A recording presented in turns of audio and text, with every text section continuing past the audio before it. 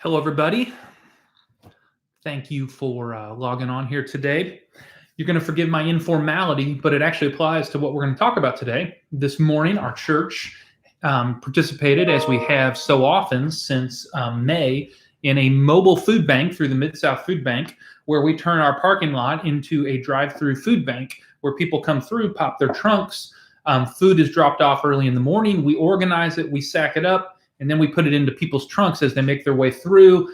Anywhere between 500 and 750 families are fed here at Lindenwood Christian Church through our partnership with the Mid-South Food Bank and the mobile food bank that we are proud to host.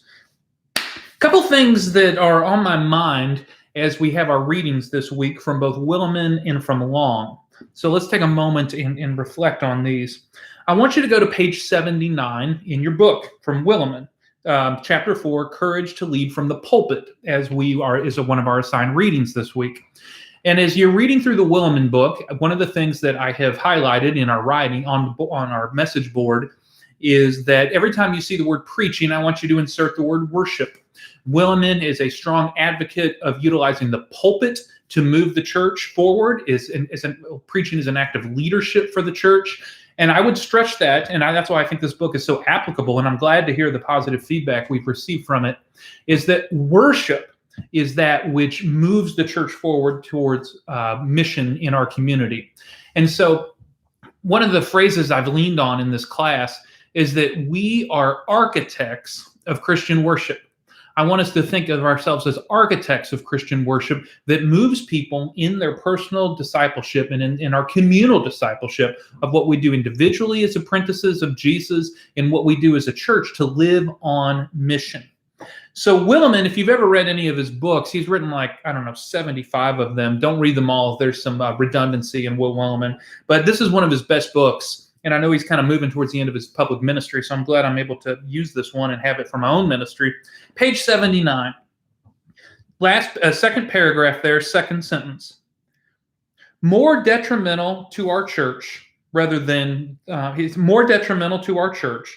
been our pastors' inability to lead the body of Christ in a time of mainline disestablishment when Christians have begun to feel like missionaries in a culture that they once thought that we owned. Now, that is a loaded statement, so let me just take a minute and unpack that.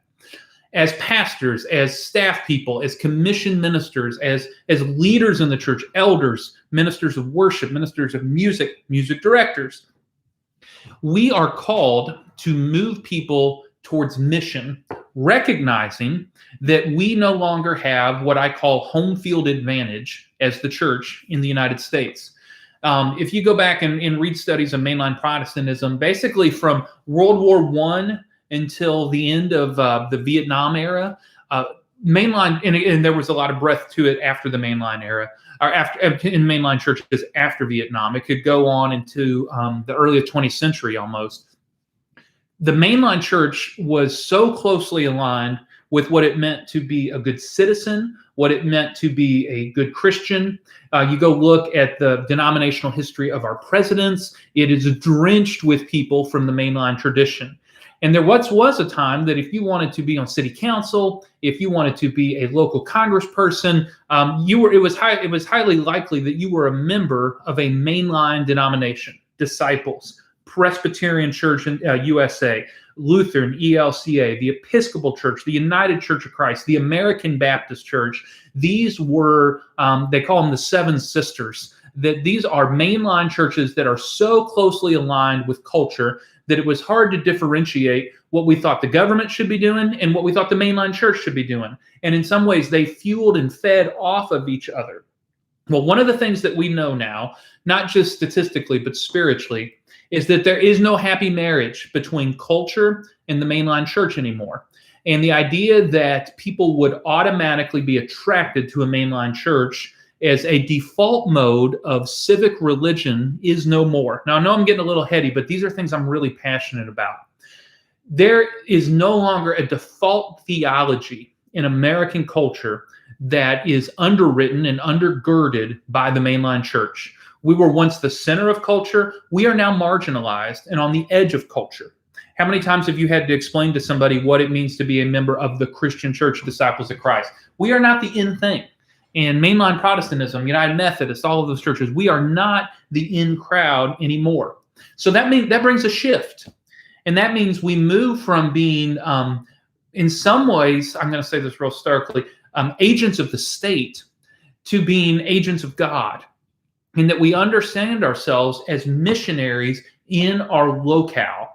We are missionaries in our local neighborhoods. We used to think of missionaries as people that went abroad. Well, one of the things we know is that abroad has come to our front door. That has to do with our call for evangelism. That has to do with our invitation to discipleship. And it also means our care for people in need. That we need not look very far to discover our mission. How do you utilize worship as a launching pad for mission to help mainline churches understand themselves as missionaries in a culture that they once thought that they owned? That entire fourth chapter of Willimon is just one step on the toes after another. It's like he's dropping his cowboy boots on your toes as you read through that. But he talks about the courage to lead from the pulpit and therefore the courage to lead from worship.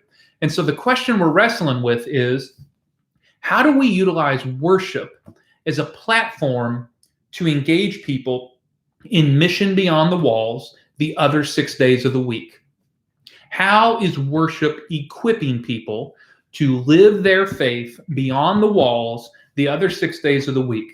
That can have a personal component for your own personal discipleship in following Jesus. And it should also have a communal component. What are we as a church doing in order to live on mission in the location that God has placed us? There's a theological component to this, that we believe our churches are where we are on purpose, that God had a strategy in planting that church in that location. What is the distinct local contextual mission that God has called us to? And how do we lift that up in worship as a way of moving people into a missionary lifestyle beyond what they do when they gather for Sunday morning worship? So grab the book from Long. You're going to find this quote in on page 78. This is characteristic number 6 of faithful and vital congregations. We've written papers on this. We've reflected on it. This is one of those things that I'm really having you come back to, not only to understand the large scope of Christian worship and its history and its application, but how we can be better equipped to make our worship services vital and effective and drenched in the Christian tradition, and at the same time move us off of the square that I feel like so many of you are articulating you are stuck in. So in the characteristic number 6 on page 78, it's bracketed in block there, 2/3 of the way down. Vital and faithful congregations have a strong connection between worship and local mission, and this connection is expressed in every aspect of the worship service. There is a strong connection between worship and local mission. Did you catch that? This is local mission that worship is connected to, and it is integrated into every aspect of our worship service. Now, one of the things I don't want us to be burdened by in this class is that every week I try to lay something out that you can pick up and try on in your worship service. I don't want this to simply be 8 simple steps to revitalize your worship service, or I don't want you to feel bogged down and say, well, last week we said we got to do this, and this week we said we got to do this, and we don't know where to begin. We're looking for little victories. We're looking for little signs of life. I believe that when you begin to bring into your worship service an alignment between worship and local mission, this is one of the first principles of how you begin to revitalize a congregation and how you take that congregation from that worship space with all of its intentionality into the mission field and name your neighborhood, your community, your locale, your context as the mission field. So you're going to see in the questions that we have today that there is a few ways that I want you to consider how you can integrate mission into the worship service, how you can begin to lift up the bringing together of your weekly gathering of the weekly assembly for worship, as well as the local mission that your church is engaged in. I said in the question, I'm going to flesh out each of these 4 points a little bit. This is the point. This is the moment where that is going to happen. First thing I want to encourage you to do is find ways to get into your worship service through preaching, through prayers, through responsive readings, or if you're an elder in the way that you pray at the table or you have announcements. You've got to find a way to talk about and encourage people to engage in face-to-face mission with human need. Now, even the most dead-end congregation is hopefully still doing something beyond their walls. I gave us several examples of things that your churches may be involved in. It may be the local domestic violence center where you bring clothing once a month. It could be a local elementary school where you have senior adults that go and read to children. We do a school drive every year. We've adopted 2 elementary schools in our neighborhood, and we raise money in order to collect backpacks and fill it with everything that the principal tells us that we need. And we have a way to bless those students with that and connect with them. And so think about the way that your church addresses human need, hopefully in a way that is face-to-face. It's not just that we write a check or we send some prayers, but that we are engaged face-to-face with human need, identify what that is, and blow it out of proportion in worship. Blow it out of proportion in worship. Find ways to lift up human need. What can you do in your worship service as is right now to lift up the addressing of human needs in your location? Second thing that I want us to think about is how we understand and disciple our people to live on mission, and how is worship helping us to share our faith with people that are perhaps outside of our church, outside of the Christian faith, perhaps people that had a bad church experience. We've all know friends that have long stories of church hurt. I bet some of you in this class have long stories of church hurt. How is your church equipping people to share their faith in Jesus Christ on mission outside of the walls? And so we're looking at 2 things right away that are that require some creative imagination to lift up. One of them is how we celebrate the human needs that we meet face-to-face in our community. And the other is around teaching people how to share our faith and talking about that in every component of your worship service, or finding a way to align that into worship consistently. Third, and this may apply to some of you all and it may not apply to others, so I'm real cognizant of that. This is something that applies to our church a lot. Is your church used by groups outside of your congregation? Do you have a Boy Scout or a Girl Scout group that meets there? Do you host Alcoholics Anonymous or Al-Anon or Narcotics Anonymous or any other 12-step or recovery group? Do you have local groups that use your congregation, even if it's sporadically? I know a lot of churches use their church as a place for voting to encourage participation in the democratic process. I love to let our church know about all the good things that go on in our building that people may never see. They may not be able to see it or taste it. They may not be able to understand it. But many of us are anchored with these big, inefficient facilities that do get used, but I'm not sure we frame them as mission. Sometimes we frame it in the worst possible way. Well, they said they'd give us $500 a month if they'd let us use the building. That's needed sometimes. I'm all about equity, and I know that upkeep is serious. Trust me, I got like a 175,000 square foot facility. You don't have to tell me about that. That said, how do you frame the usage of your building as mission? And how do you inspire people to understand that they are helping to facilitate that mission? I said at the top of the show, said at the top of the podcast, whatever this is, video thing, YouTube, that we've been using our parking lot. We have a huge parking lot. It's a massive parking lot. We used it for the first round of vaccines for first responders. We had the line around the block for a week of vaccine distribution in our parking lot. And then we feed 500 to 750 people every month in our partnership with our mobile food bank. You better believe I'm talking about that. You better believe that that's going to make its way into our announcements. We're going to hear about that in our prayers. I'm going to lift it up in the pulpit. This brings together the stewardship of facility in the mission of God. And then finally, this is one of my pet peeves, but I think this is something that we would do well to reorient ourselves for spiritually. Maybe your church has a formal prayer list.